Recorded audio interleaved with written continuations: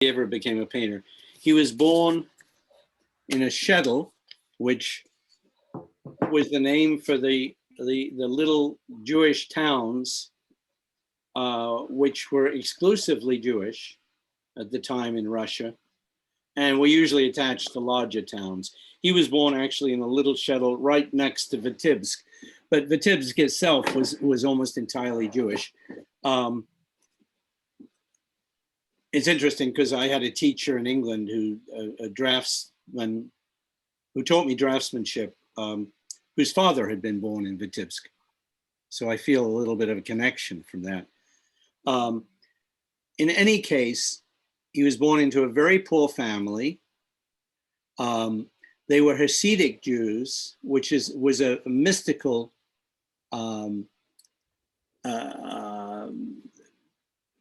it's a mystical branch of Judaism. And actually the Hasidic master associated with Vitebsk is very famous. His name was the Baal Shem Tov. I don't know if any of you have heard of him.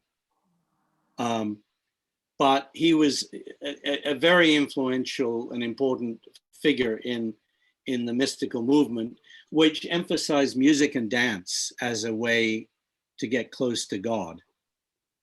But he also maintained, and I think his adherents heard this, that the holy spark is concealed in everything, everywhere. And one of his most famous sayings that I remember from reading it 50 years ago is, "The world is full of many lights and mysteries, but man shuts them out with one little hand," meaning we put a hand over our eyes and we hide from ourselves the just miraculousness of life that's everywhere around us if we bother to look at it. So these people in Vitebsk who were very poor, and suffered a lot. I mean, because there were also pogroms there where the Russian peasants and other Russian townspeople would come and attack the Jews. But they had a kind of a certain kind of joyousness within their society, and he definitely picked this up, because throughout it there's a positivity in his work despite everything that is really confounding. Anyway, his father was a herring merchant, and Chagall, who wrote an autobiography in his late 30s called My Life, he said of his father, "Day after day, winter and summer, at 6 o'clock in the morning, my father got up and went off to the synagogue. There he said his usual prayer for some dead man or other. On his return, he made ready the samovar, drank some tea, and went to work. Hellish work. The work of a galley slave. Why try to hide it? How tell about it? No word will ever ease my father's lot. But there was always plenty of butter and cheese on our table. Buttered bread, like an eternal symbol, was never out of my childish hands." Now, one of the things that's really interesting about Chagall is that he remained attached to the community and his childhood, despite all the negative characteristics, for his whole life. And it became the stuff of his memory and imagination and dreams. But what's interesting, the style of work that he eventually created, and that's there almost from the beginning of his work, doesn't come from the Jewish community. The way he handles it is truly part of the way his community saw the world. But the artwork that he would have seen as a child, because he saw no regular artwork, no paintings, would have been the Russian peasant crafts, which were filled with color. And if you remember Kandinsky, who was a city slicker, when he finally went out to one of these traditional Russian villages, he was blown away by the color of their houses, of their artwork, of their embroidery, of everything, that it had a profound effect on the way he painted. Well, Chagall was born around this stuff, and it clearly has a huge effect on him. So he as a young boy, he wanted first to be a dancer. Then he wanted to be a musician.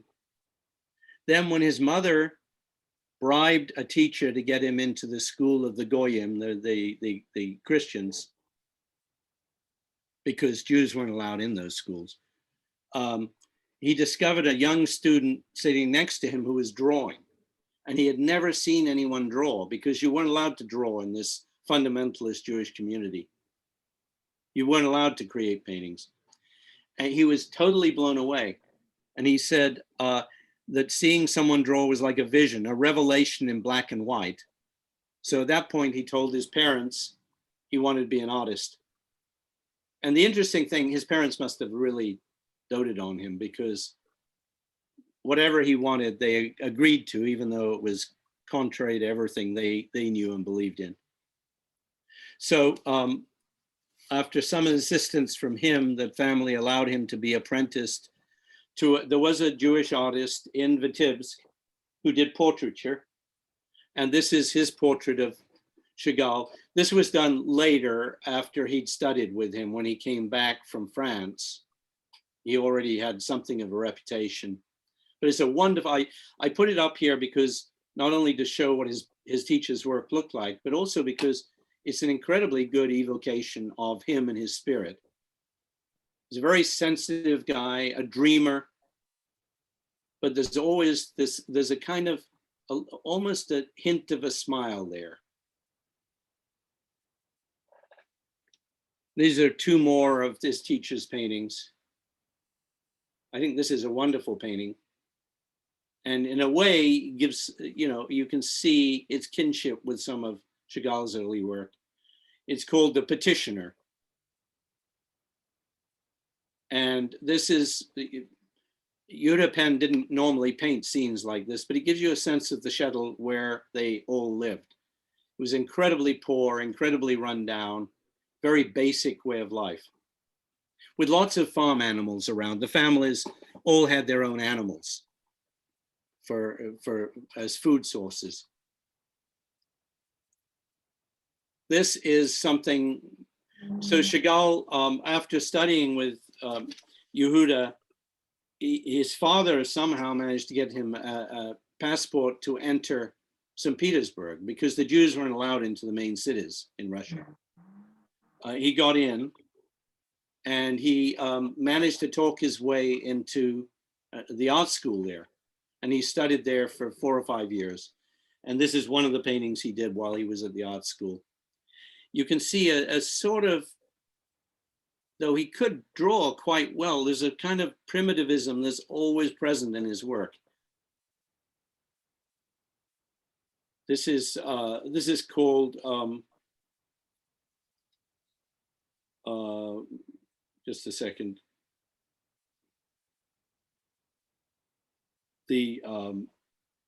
Oh, it's just a house. I thought it was some, I'm sorry. But it's an interesting painting. I mean, it's got a real flavor of place, but you can see he's not that interested in, and I'm sure the building did sag a little. These old wooden buildings would do that, but he's exaggerated that. He's not interested in literal representation of things. He's going after feeling right from the beginning of his career. This is one which really starts to suggest where he's going with his work.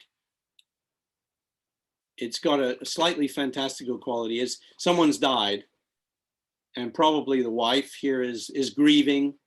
Someone else is grieving, and there's a man up on the rooftop playing a fiddle, which was a practice in the shtetl. There were a lot of musicians and fiddlers, and they would go onto roofs and fiddle for the local community.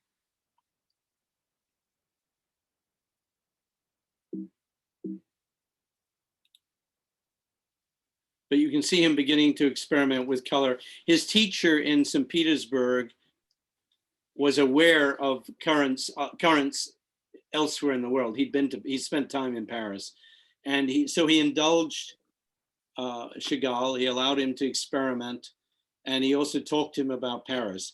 He talked to him so much about Paris that Chagall really wanted to go there. This is a view out his window in the shtetl.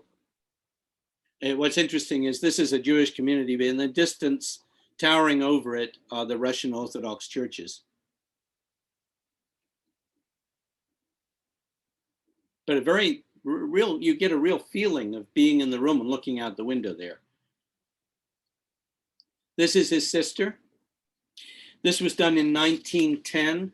He had received, there was a member of the Duma, which was the people's government under the Tsar. It was advisory mostly, but who took a liking to him, because I think Chagall was a very charming, sweet person, and offered him a stipend of 40, I think it was, well, anyway, offered him a small stipend, which would enable him to go and live in Paris if he was very frugal. But before he left, he met a young woman, Bella. Bella, let's see, Bella Rosenfeld, who was from one of the few wealthy families in the Chagall, and the family had actually managed to get her into a university in St. Petersburg. I don't know how they did that. So she was extremely well, better educated than him, but she really took a fancy to him, and it was love at first sight. And he wrote in his autobiography, "Her silence is mine, her eyes mine. It is as if she knows everything about my childhood, my present, my future, as if she can see right through me." And Bella, whose diaries were later published, wrote on meeting him, "When you did catch a glimpse of his eyes, they were as blue as if they'd fallen straight out of the sky. They were strange eyes, long, almond-shaped, and each seemed to sail along by itself, like a little boat." So she had the same kind of gift for fantasy that he did. So they get sort of secretly engaged, and he sets off for Paris to make his fortune. And this is one of his early paintings in Paris. You can see his colors are already becoming a little bit more adventurous. And in this one, which is, by the way, is called Sabbath, he's actually displaying the influence of Van Gogh and the Night Cafe. There were three artists who really had a huge effect on him when he arrived in Paris. Van Gogh, of course, Matisse, but the one who absolutely bowled him over, and this is kind of interesting, was Gauguin. And which at first might seem a little strange, but Gauguin, I think it's interesting that both of them in their childhood were exposed to very intense indigenous art. Gauguin to the Inca art and culture in Peru, and Chagall to the indigenous Russian peasant art. And so and the other thing is that Gauguin gave himself license to do anything, and Chagall does the same thing. This, so he's in Paris, and he's getting to know the. Well, it's interesting. The first people who really appreciate him and whom he gets to know are the poets. The poets can immediately read his painting, and they really like it. The artists that have a real problem with it, and the general public. The artists, because they're in the midst of the analytical cubism. That's the defining style at that time. And this guy who comes with this primitive, brightly colored, crazy stuff, they can't really make heads or tails of him. But some of his poet friends said, "Oh, well, you should call this To My Betrothed." Because if you look, Chagall has represented himself with this cow's head or bull's head. And then this is Bella, who's draped around him with one leg over his shoulder, and he's grabbed her thigh. And when he showed it in Paris, at first they wouldn't show it because they thought it was pornographic, which wasn't his intent at all. But this is the thing about him. He's in Paris. he's very poor. He only has one set of clothing. So if someone came to visit him while he was painting, they had to wait until he put on his clothes, because he painted in the nude, so he wouldn't get paint on his clothing. And he painted all night. There's no indication he ever visited a brothel or had any kinds of drugs. The opposite of all the other artists we talked about, actually, because he was completely caught up in the idea that he was going to win the heart of Bella and marry her.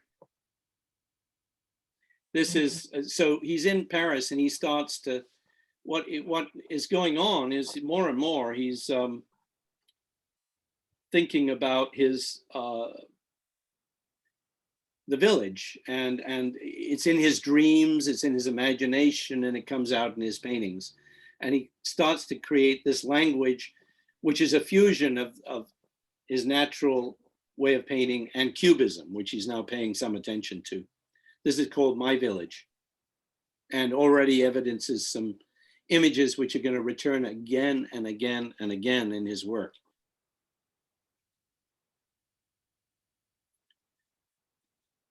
This is called To Russia, Asses and Others. And this actually was shown in the Salon des Indépendants in Paris in 1912 to utter confusion on the part of the French. They did not know what to make of him. It was the poets who, at this point, were singing his praises, especially Apollinaire, who was a very important surrealist and who immediately saw surrealism in Chagall's work. Chagall did not consider himself a surrealist. In fact, he's doing this before the surrealists even existed.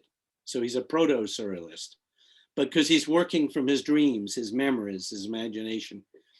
And he's creating these images that are so irrational that if you want to look at them, you've got to put aside your rational sensibility and just go into this dream state that exists in his work. See, there's a milkmaid here, a milkmaid coming to get milk from the cow, which is suckling a calf and a kid, a child. It's all quite crazy and quite beautiful.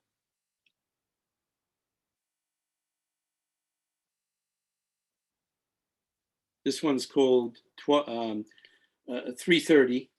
I think is a reflection of his staying up late at night alone and then probably having something to drink.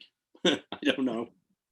You can see more, again, the influence of Cubism, but it's a very personal kind of Cubism that owes more to actually Delaunay, who did a kind of very colorful Cubism. And when he was talking with Apollinaire, he said to him, because Apollinaire came by his studio and was blown away and could only say one word when he saw his works. He said, supernatural. And apparently, Chagall said to him, primitive art already possesses the technical perfection toward which present generations strive, juggling and even falling. And James Sweeney of MoMA writes that this is Chagall's contribution to contemporary art, the reawakening of poetry of representation, avoiding factual illustration on the one hand and non-figurative abstraction on the other. And André Breton, one of the great defenders of surrealism, said that with him alone, the metaphor made its triumphant return to modern painting. So this is Eve is being, this is the Adam and Eve myth, and Eve is being drawn from Adam, which is a study for this painting, which is dedicated to Apollinaire and also to some other friends, but principally to Apollinaire. And it's, again, there's the Eve and Adam, and there's a clock, because in a lot of religious thought, the separation of Eve and Adam is the beginning of time.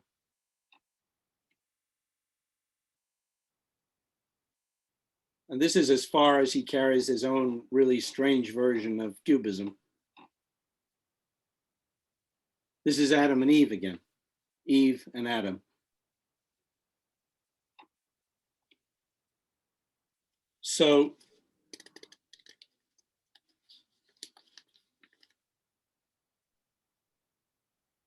he just continues with it. Here, this is a pregnant woman here, and you see the little child already in dressed up and like a young man.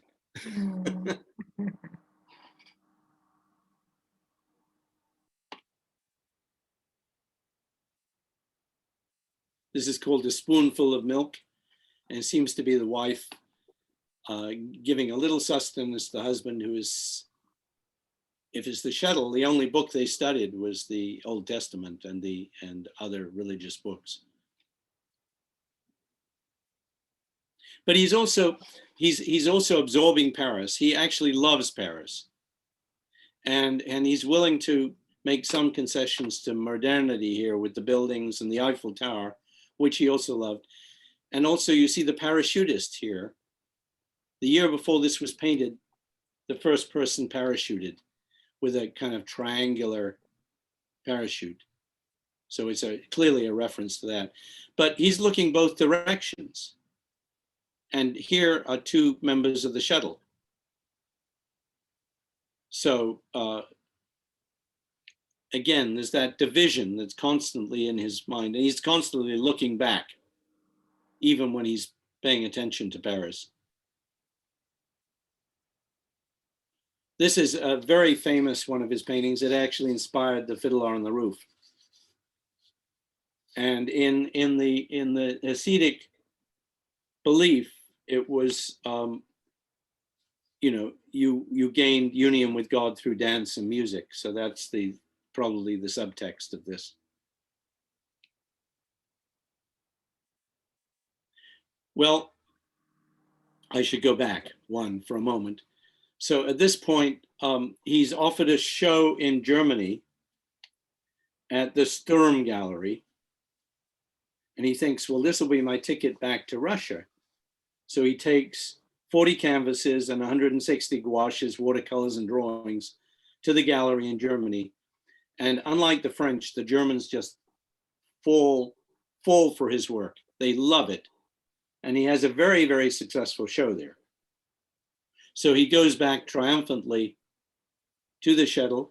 And it's interesting, while he's there, initially what he does is he paints these fairly realistic renditions, as if he's absorbing it again. This is the apothecary. You see there's an apothecary here. And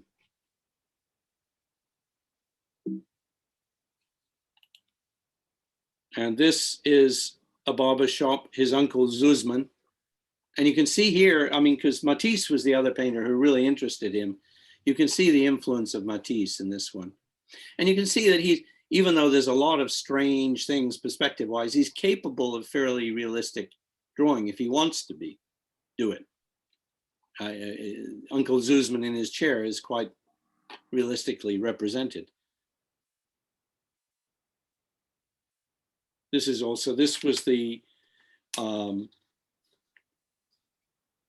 the rabbi of Vitebsk. And it's interesting because some of it is very representative and some of it is very abstract. Very serious with these colors, the whites, the blacks, and the grays.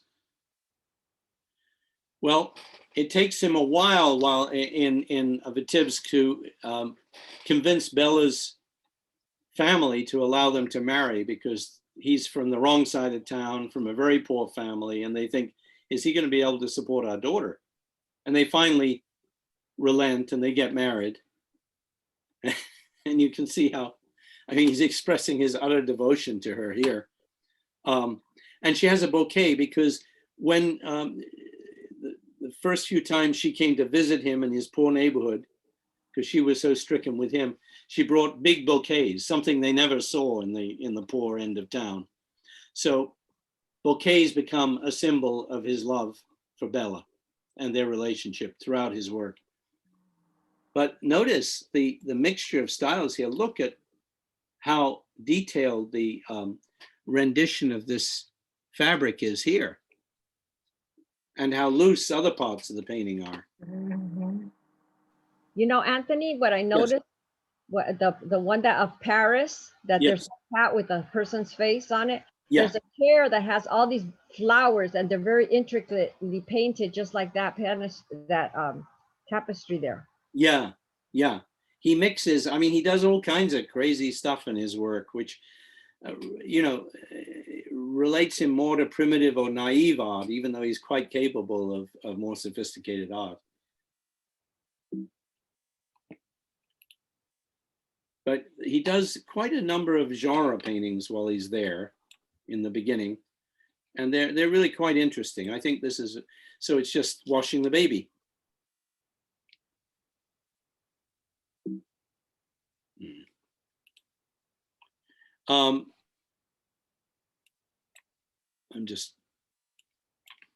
I'm sorry, I've got my windows in the way here. Okay. This is known as the graveyard of the cemetery gates. But notice all of a sudden his work has got, is moved back to the more abstract and ambitious style that he was developing in Paris. What's happened is the October Revolution in Russia. And once the communists gain control, they give complete citizenship to all the Jews. So all of a sudden, the people of Vitebsk can go anywhere they want and can mix in any way with the other people. Of course, you know, they've made this decree, but the Russian people are still very prejudiced. But it gives him immense freedom. And because he's well known now in Russia, they offer him the job of commissar of the arts for the whole of Russia, which he refuses, but he says, I'd like to be commissar of the visual arts in Vitebsk. And they give him that job, and he establishes a school that's free to anyone, regardless of age or ethnicity. And he gathers a number of leading artists that he knows, and they bring some of their friends in. And his old teacher from that I introduced at the very beginning, Yehuda, is brought onto the staff by Chagall, because Chagall was a very loyal person. And for a while, he's, you know, he's just in a state of euphoria. This is a painting he does of Bella at the time. And you can see his euphoria is he doesn't know how else to express it but having them flying over Vitebsk.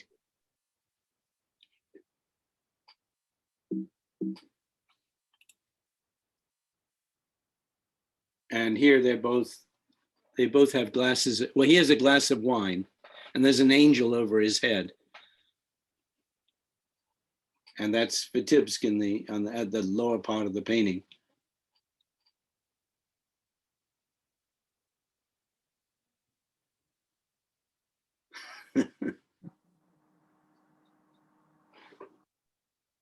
You can see what an exuberant kind of person he was. Mm-hmm.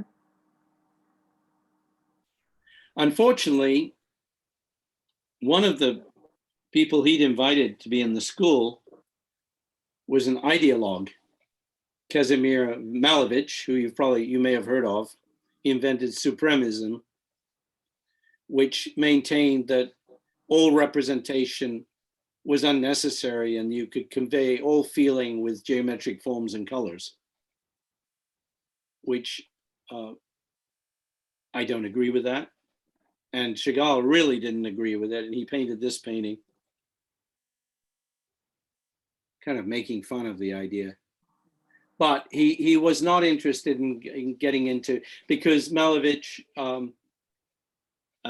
gained allies at the school and there became factionalism, and Chagall wasn't interested, so he left the school. And he went with Bella and their daughter. At this point, they had a daughter. Ida. He went to Moscow,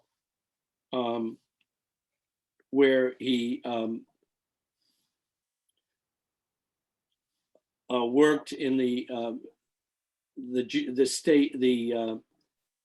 state Jewish Chamber Theater, painting the backdrops. This was his first experience doing backdrops and doing theater work, something that he would do on a huge scale later in his life. But unfortunately, with the triumph of the Soviets, the Civil War continued. It was largely fueled by the West, by England and France and Britain. The Civil War dragged on, and poverty was everywhere, and the society was beginning to collapse. At a certain point, he thought he wanted to go back to Paris with Bella.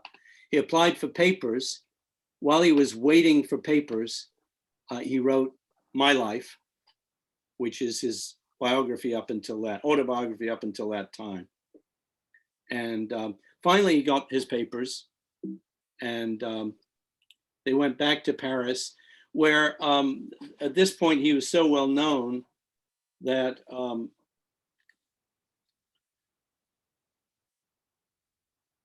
Volard took him on. You know, Volard was the dealer of Cézanne.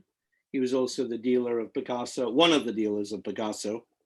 So Chagall was in very good company. He also commissioned him to do a number of books.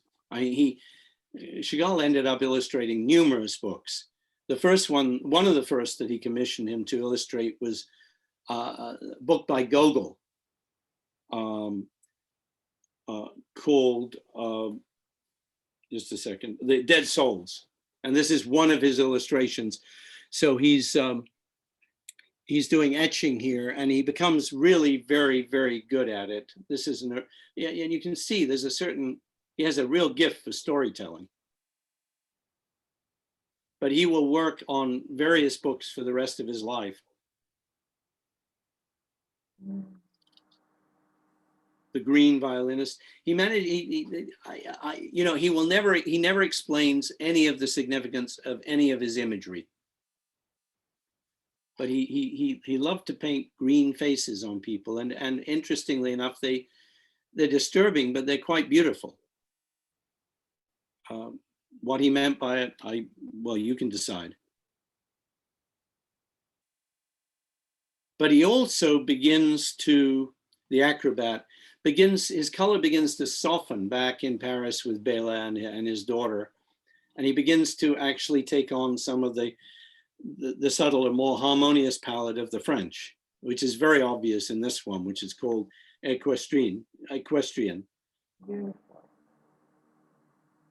It's surprising for him, actually. There's nothing jarring about it at all, although the imagery is still rather bizarre with this horse carrying a violin. He's also commissioned to, he's now, by the way, he's now the toast of Paris. He's known in high social circles.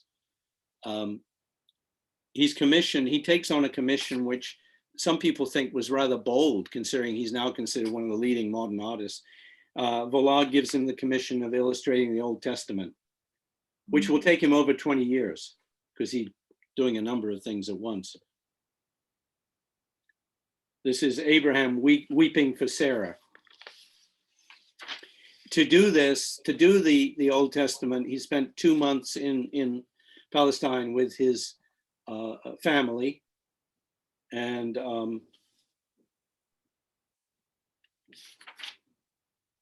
he said, in the East, I found the Bible and part of my old being.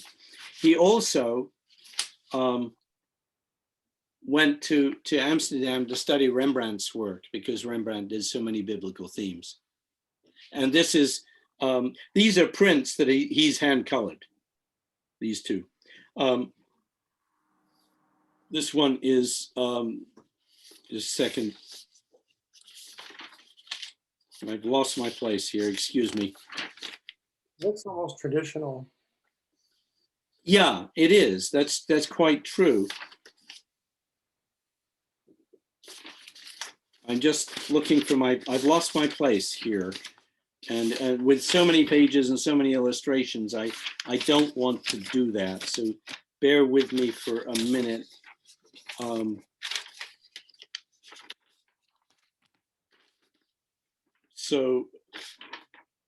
Okay, Abraham weeping for Sarah, and then, so 5, it's 5. Oh, there it is. Okay. Joseph has been recognized by his brothers. You probably all are familiar with these biblical stories. This is one I've always kind of liked. It's kind of restrained for him, but it's very beautiful. It's called Nude of Vitebsk. And in this case, it's interesting because he doesn't show the shtetl. He shows downtown Vitebsk, which is surprising, maybe, and I don't know why, but it's quite a beautiful painting, and makes me think slightly of Modigliani, whom he knew, who was a friend. He was now familiar with all the other artists in Paris, and they were familiar with him. Well, around 1938, he becomes aware of what's happening in Germany. One of the things is all his art is removed from the museums there, but also he's aware that terrible things are starting to happen to the Jews under the early phases of Nazism. And he paints this painting, which is quite interesting because Christ has a prayer shawl. He's wearing a prayer shawl, a Jewish prayer shawl. So he's making very clear that he sees Christ as a Jew who was persecuted. And he's saying in this, 2,000 years and you're still persecuting us. He shows a burning town. He shows the rabbi and others, bewailing what's happening. Shows a man fleeing, carrying the Torah, other people trying to leave, refugees trying to leave by boats. And into the scene is charging the Red Army. The Red Army was, for him, a savior because of the way it treated the Jews and saved many, 1.5 million Jews from the Holocaust.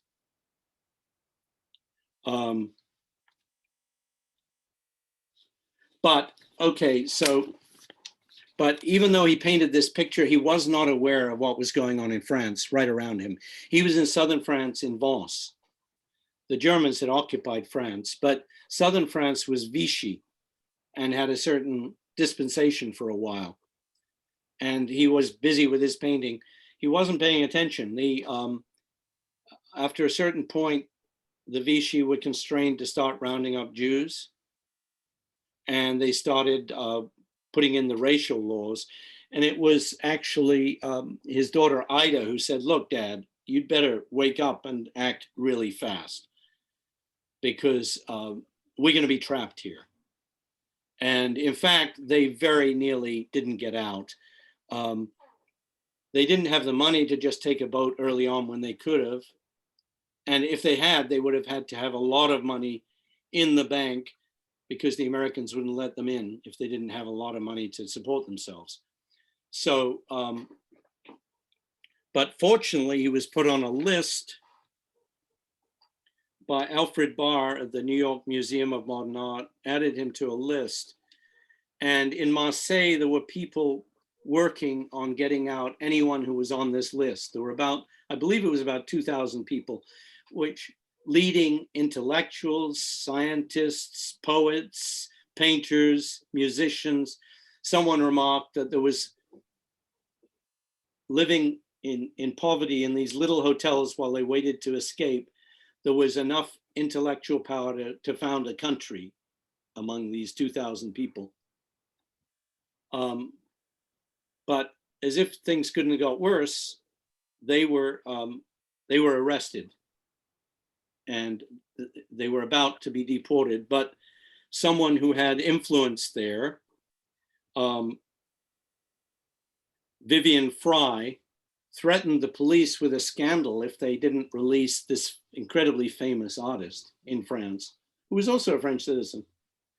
And they agreed. They released him, and he and his daughter and wife and child were able to escape on the last 2 boats that left Marseille before everything was sealed off.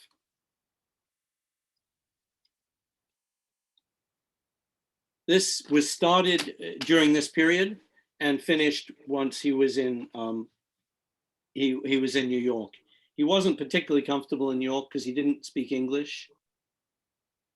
He would actually hang out in the Jewish ghetto and read the and converse in Yiddish. So he wasn't very comfortable there, and he was also at this point he was aware that Vitebsk had been wiped off the face of the earth by the Germans. This place, which was his obsession and from which he drew all his images, no longer existed. And many of the people had died. So, here's the red and black theme, Chizuru, the way he's using it. It's very powerful here. Mm-hmm. And you see his famous chicken that appears forever and ever is comforting a child here. I'm stricken by the double face thing. Is that, it's basically him, the 2 faces? Yeah, he does that all the time with himself. And if it isn't double, it's his face is upside down, or looking in 2 directions at once. Yeah, I think it represented a division that always existed in him between his past and his present, that he was always trying to reconcile in his art, and which one of the writers I read said, well, this is the condition of modern artists. They're divided between a past that no longer exists, but which they feel closer to, and a present that they have trouble tolerating. It's actually been the condition of creative people ever since the beginning of the Industrial Revolution and the revolt of the Romantics. Are the colors in the face supposed to represent the French flag? Good question. Could very well. I don't know. But there's the American flag too, so I don't know. I think it's more an emotive thing here. But you can put any interpretation on you want because he wouldn't say anything about them. Now, so he's in New York, and he's invited to do the sets and the costumes for a ballet, Aleko. This is 1942. This is a study for one of the backdrops. They decide to do all the work, have the first performance in Mexico, because if they do the backdrop and the costumes there, it'll be much less expensive. So he and his family go to Mexico for a few months, and he loves it there. He felt really at home in the more primitive conditions there, and he loved the colorful indigenous art. So when the ballet is finally performed, both Rivera and Orozco are there for the opening night, and the applause is thunderous. There are 19 curtain calls, and largely because of what Chagall had done. He's on the stage for all those curtain calls. This is an actual backdrop that was for it. It was, of course, it was huge, and he painted these himself. He comes back to New York, and there's the same, just incredible applause for this performance and for his work. And one writer remarks, the performance has turned into a dramatized exhibition of giant paintings. It surpasses anything Chagall has done on the easel scale, and it is a breathtaking experience of a kind one hardly expects in the theater. And he ends up doing sets for a number of different performances, of which another one is the Magic Flute. And Firebird. But around this time, around the time he did the Firebird, he also, this was when he was aware, he became aware of what had happened to Vitebsk. And he made a public statement, unusual for him. He said, meanwhile, the enemy jokes, saying that we are a stupid nation, meaning the Jews. He thought when he started slaughtering the Jews, we would all, in our grief, suddenly raise the greatest prophetic scream and would be joined by the Christian humanists. But after 2,000 years of Christianity in the world, say whatever you like, but with few exceptions, their hearts were silent. I see the artists in Christian nations sit still. Who has heard them speak up? They're not worried about themselves, and our Jewish life doesn't concern them. And in the same speech, he said about the Soviet Russia of Lenin, the Jews will always be grateful to it. What other great country has saved 1.5 million Jews from Hitler's hands and shared its last piece of bread? What country abolished anti-Semitism? What other country devoted at least a piece of land as an autonomous region for Jews who want to live there? All this and more weighs heavily on the scales of history. The history of the Russian Revolution is very complicated and contradictory, but there were certain things about it that you have to appreciate.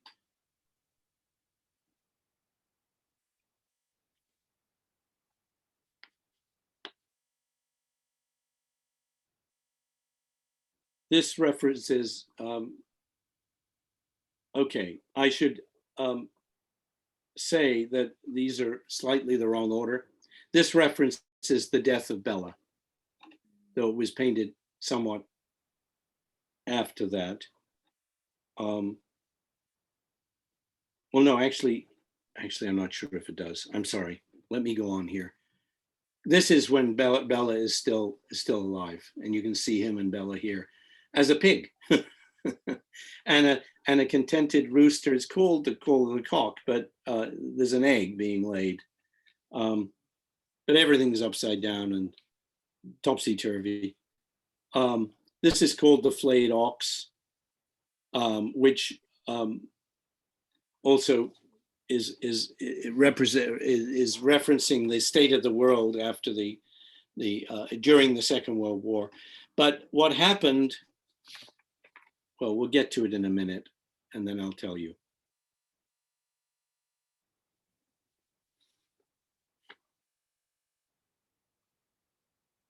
This is, you can see there's a reference to the white crucifixion here, and you can see, and the clock, which is a symbol in the society he came from. The clock is actually a symbol of bad luck. But he's meditating on these terrible events.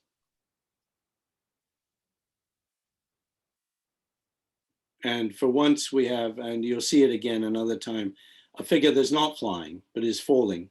It's the falling angel. And it's a reference to the terrible things that have happened, and probably to the loss of his hometown. But for him, you know, he doesn't favor one religion. He said he did not want to be known as a Jewish artist. All religions, if they're practiced right, were the same to him. Though he drew on his background as a Jewish, you know, as a young Jew. He also was given during this time commissions. One of his new commissions was to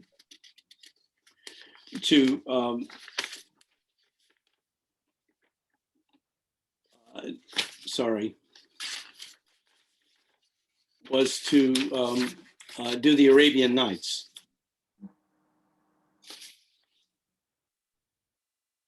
Which is quite different in style from the other work that he's been doing. And these were illustrations in color, actually.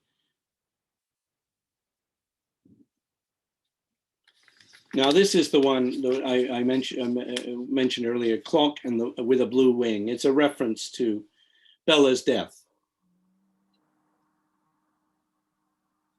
And I should mention now, she died in 1944, and he wrote, in the nightfall of September 2nd, 1944, the thunder growled and the deluge hit at 6 o'clock. When Bella took her last breath, my world went dark. She died actually of a virus. They didn't have enough medication because of the war. So he lost his companion of 40 years in this strange city, Manhattan. And this is a reference to it, the clock, which, you know, again, is a symbol of time and eternity. And the two lovers that are sort of just indicated in here, floating over a community that no longer exists, and a bouquet which represents their love, which is lying on the ground.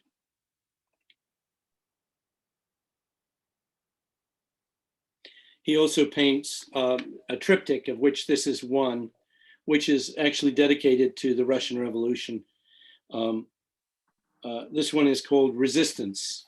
And on the left here is the Red Army, and Lenin is in here. I have to take the writer's word for it because I can't really see him. And this is Liberation, which is very personal. It references his marriage.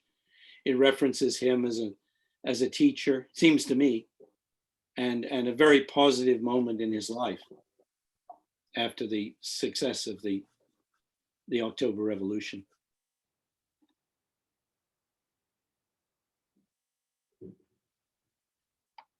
So Bella died, and he actually, after a couple of years, he had a relationship with a young woman, Virginia Haggard, who was actually the great niece of the English writer Rider Haggard. And they had a child. They never actually married, and they lived together for a while in Upper New York State, and then they went back to France. But back in France, in southern France, he settled in southern France, along with where all the artists from Montmartre had finally settled after they became successful along the French Riviera. He settled in Vence, which is also where Matisse spent a lot of time. But once they got back there, he was a great celebrity and she was playing second fiddle. So she walked out on him. And his daughter, who knew that he needed some sort of female comfort and company, recommended a friend as an assistant. A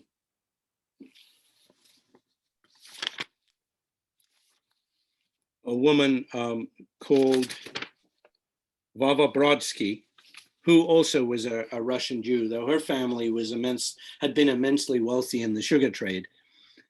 And this I interpret as his introducing himself to Vava. And the red roofs could well be the red roofs of Vence. But I don't know. That's just my interpretation to help you and to help move along the story of his life here. Now, at this point, he starts to receive commissions for stained glass windows. This is his first commission,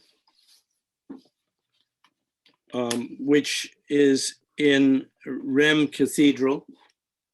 And after this, he will do a number of stained glass windows for Catholic, Anglican churches, and for the Jewish Medical Center in Jerusalem. Because of course, color is everything to him. So he's the perfect person to do this. And he loved these huge projects. He was also he was now completing the Old Testament illustrations. This is the Abraham about to sacrifice Isaac. And also, this is Bathsheba reminding David of his promise to appoint their son Solomon as king of Israel. You can see, I think you can see an influence of Rembrandt in these.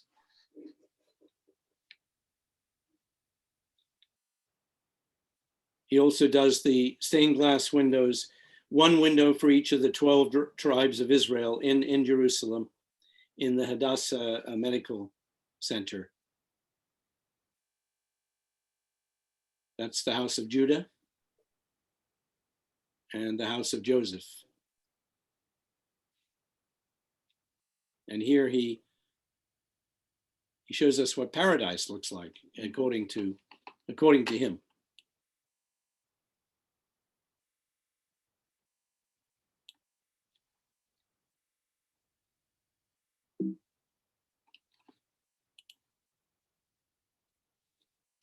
It's titled Dance.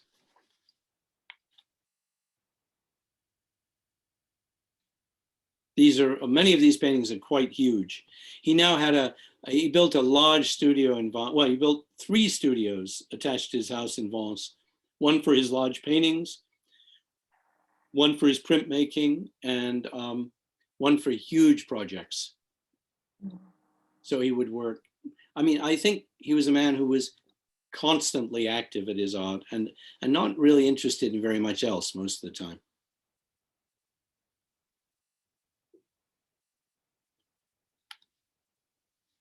This is Adam and Eve expelled from paradise. I'm not sure where this window belongs, actually, but you can see the angel expelling them here, and here Eve has been tempted by the serpent.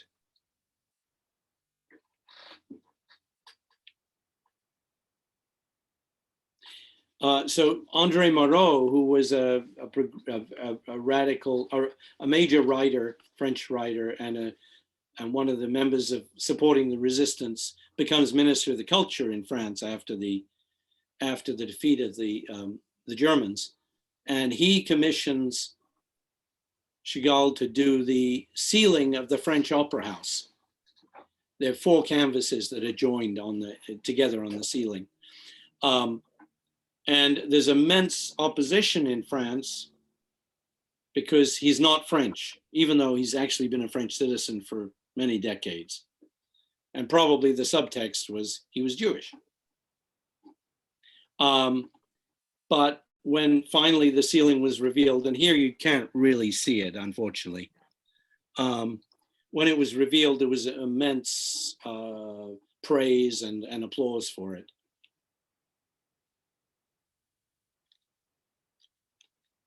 There's a funny story, actually, that his son, by Virginia Haggard, tells of him going with his father to just a French bistro, and Chagall comes in with paint splattered clothes and a working jacket, and they sit down, and he has just casual conversation with the people at the bistro who don't know who he is. And they say, "Oh, are you painting anything around here?" And he says, yeah, I'm painting something around here. "Oh, what are you painting?" "I'm painting the ceiling of the opera house," which kind of shocked them. Well, this is titled War, and it's actually, I think, in his visual language, quite an effective painting. Again, the red and black becomes dominant. Mm-hmm. And I'm quite sure that his hometown being destroyed and everyone fleeing was very much on his mind when he painted this.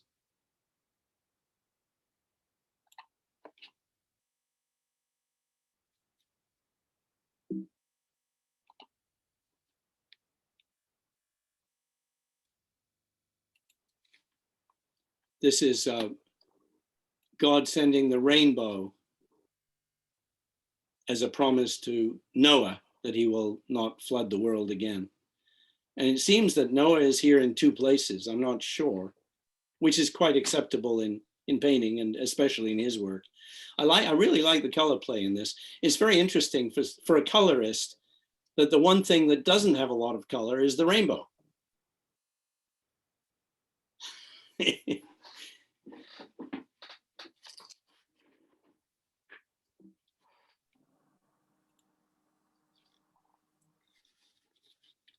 This is his portrait of Vava, who completely took over every aspect of his life. She was a really good business person, and left him to do just nothing but paint.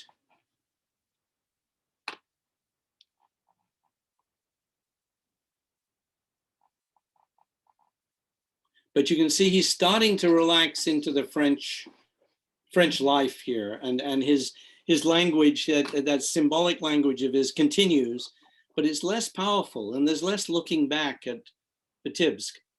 I'm sure partly because it doesn't exist anymore, but partly because he's becoming very French.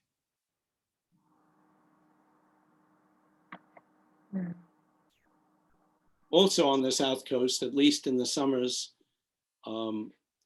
was Bonnard, and this suggests a little bit to me Bonnard's work. It's quite relaxed and quite different from most of his work. And this is interesting too, because most of the painting looks like a representation from his terrace, with the table set in a dusk. This is St. Paul de Vence in the distance here. But of course, there's still a little bit of the old language in the corner of the painting. Reminiscences. Maybe he can't help but reminisce. He's a dreamer who's always caught up in his reminiscences and his dreams. Many of his paintings are actually drawn directly from dreams.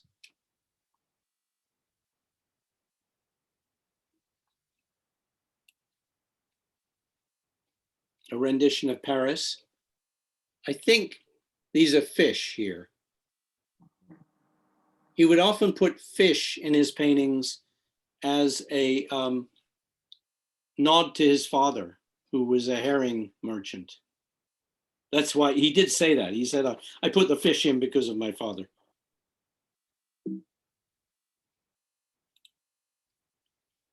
In St. Paul de Vence, there's a museum which is worth going to that he helped establish, and he produced a lot of work specifically for it. This was a design for a tapestry which is there. It's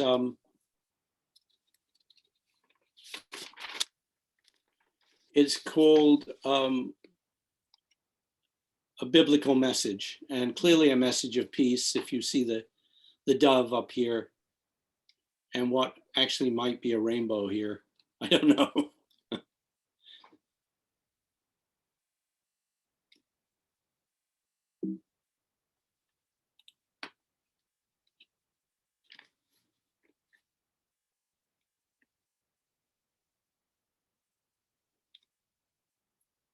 This is a French landscape. And I think this is a musician here. Well, no, it's someone holding the Torah. I'm not 100% sure. I'll leave it to you, but it's a very strong image. This is Jacob's Ladder. That was a particular subject that obsessed him, and he did many, many paintings of it.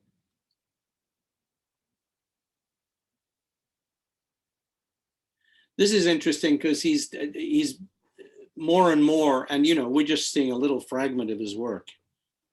He did something like 10,000 paintings and thousands of drawings and etchings and engravings, and this is the Fall of Icarus.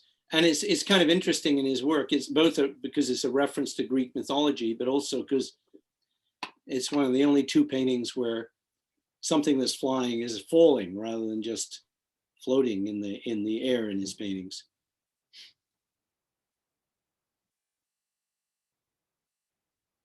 The circus theme, which is throughout his work. He loved the circus. And he said, and I think really he saw his works as being, in a way, circus-like. He said, why am I so touched by their makeup and grimaces? With them I can move towards new horizons. Chaplin seeks to do it in film, what I'm trying to do in my paintings. He's perhaps the only artist today I could get along with without having to say a single word. But of course, when you go to a circus, you suspend disbelief and crazy things happen, like people fly through the air, and which is very much like his work. But also now, as he relaxes more into the French way of life, there are bouquets which are not necessarily symbolic anymore. They're just bouquets.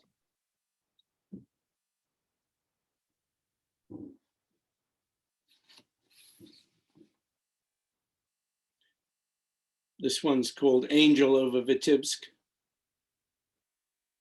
which gains a lot more power when you realize that this is a place that doesn't exist anymore.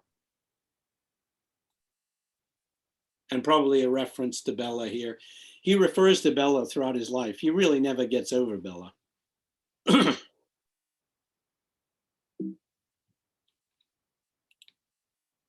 And this is called Artist over Vitebsk. Again, he and Bella with the bouquet.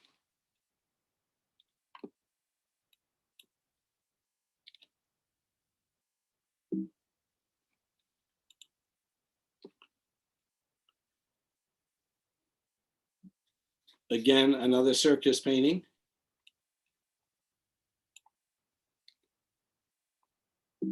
You notice he's doing something, his work is quite different in terms of the color. He creates these color fields and then fills them in with information.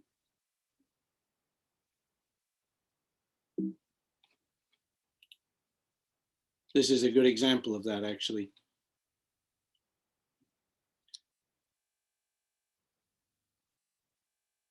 And this is called Artist's Reminiscence.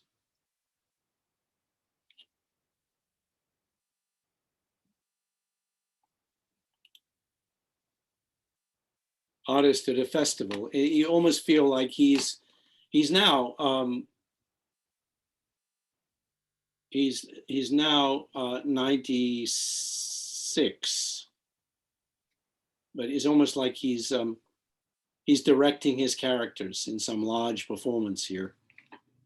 But again, you see how he's now breaking up the painting into these areas of almost pure color and then populating them. I don't actually like this phase of his work as much as the earlier phases. This painting was painted the last year of his life. Not my favorite of his work, but it's interesting that he continued working on large canvases right up to the day of his death.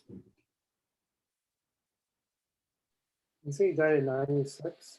He died in 84. No, but he was 98. He was 98. Okay. He was 98. Well, I've seen some people say 97. It probably depends on the month and if you take that into account. But anyway, an incredibly long life, incredibly productive, and controversial even today because he absorbed he absorbed Cubism, he absorbed Fauvism, he inspired Surrealism, but he refused to be part of any of the movements. And he just went his own way with this very primitivist, folksy, at times sentimental point of view, almost childlike at times. But I think a major figure to be reckoned with. I think some of his work I absolutely love, and I have an immense appreciation for him as a human being, a kind, generous dreamer.